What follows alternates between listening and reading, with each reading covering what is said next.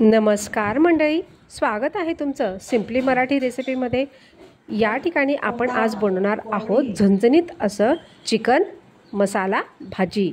तर इथे मी जवळपास 1 किलो चिकन घेतलेलं होतं। त्याला स्वच्छ 2-3 पाण्याने धुवून घेतलं। त्यानंतर इथे कुकरमध्ये तेल गरम करून त्यात जिरं घातलं। त्यानंतर इथे मी 1 कांदा, 1 टमाटा, आलं लसूण याची पेस्ट करून घेतली होती। ती पेस्टसुद्धा आपल्याला या तेलामध्ये चांगली फ्राय होऊ द्यायची आहे। त्यानंतर इथे मी 1 चमचा धने पावडर टाकलेली आहे।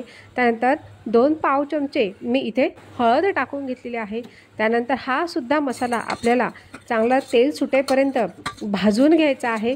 हे आपण सूपसाठी तयार करून घेत आहोत। तर तुम्ही इथे बघू शकता की आपला मसाला हा चांगला भाजला गेला आहे। त्यानंतर इथे मी हे जे चिकनचे पीसेस आहेत ते टाकून घेतले। त्यानंतर या मसाल्यामध्ये मी त्यांना चांगल्यापैकी फ्राय होऊ दिलं। फ्राय झाल्यानंतर त्यामध्ये आपल्याला गरम पाणी टाकायचं आहे। गरम पाण्यामुळे चिकन शिजायला मदत होते लवकर आणि चिकनची चवही चांगली लागते। त्यानंतर मी इथे कोथिंबीर आणि चवीनुसार मीठ टाकून घेतलेलं आहे। त्यानंतर हे हलवून घेतल्यानंतर 3 शिट्ट्यांमध्ये आपल्याला हे शिजवून घ्यायचं आहे। त्यानंतर मी ते मसाल्याच्या भाजीची तयारी केली। इथे मी मध्यम आकाराचे 3 ते 4 कांदे, 9 ते 10 लसणाच्या पाकळ्या आणि आल्याचे काही तुकडे घेतलेले होते। हे तव्यावरती आपल्याला छानपैकी भाजून घ्यायचं आहे। आपण ही जी भाजी आहे ती गावरान पद्धतीने बनवतो आहोत।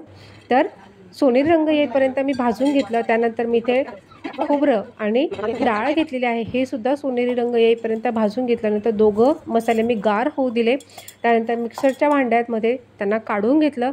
त्यानंतर पुन्हा थोडी हळद घेतली आहे। 1-2 चमचे मी जवळपास लाल तिखट आणि 3 चमचे घरगुती हा काळा मसाला मी घेतलेला आहे। त्यानंतर 1 छोटी वाटी कोथिंबीर घेऊन याला पाणी टाकून वाटून घेतलेला आहे। तुम्ही बघू शकता इथे आपला हा मसाला वाटून तयार झालेला आहे। तर इथे आपलं सूपही तयार झालेलं आहे। तुम्ही बघू शकता अतिशय चांगलं असं सूप हे तयार झालेलं आहे। त्यानंतर इथे मी मसाल्याच्या भाजीची तयारी करून घेतली। कढईमध्ये तेल गरम करून जो वाटलेला मसाला होता तो यामध्ये तेल सुटेपर्यंत मी भाजून घेतला। त्यानंतर यामध्ये पीसेस टाकले, पीसेस या मसाल्यामध्ये परतवून घेतले।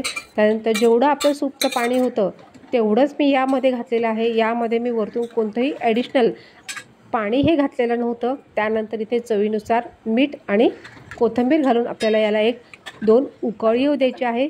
लक्षात ठेवा आपण सूपमध्येही मीठ घातलेलं होतं, त्यामुळे मसाल्याच्या भाजीमध्ये मीठ बेतानेच घाला। चला तर मग आता ही भाजी तयार झालेली आहे। झणझणीत अशी कोंबडी मसाला भाजी। तर आज संडे स्पेशल बेत असल्यामुळे महाराष्ट्रीयन स्टाईलने ही आज थाळी बनवलेली आहे। यामध्ये चिकन मसाला, अळणी सूप, भात, पोळी, पापड, लोणचं, कैरी वगैरे अशा पद्धतीने हे सगळं सागर संगीत आज करण्यात आलेलं आहे।